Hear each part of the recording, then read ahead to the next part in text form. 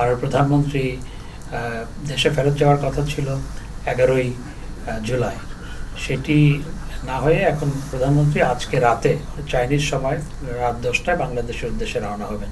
এতে কিন্তু তার অফিসিয়াল যে কর্মসূচি সেটির বিন্দুমাত্র হেরফের হয়নি।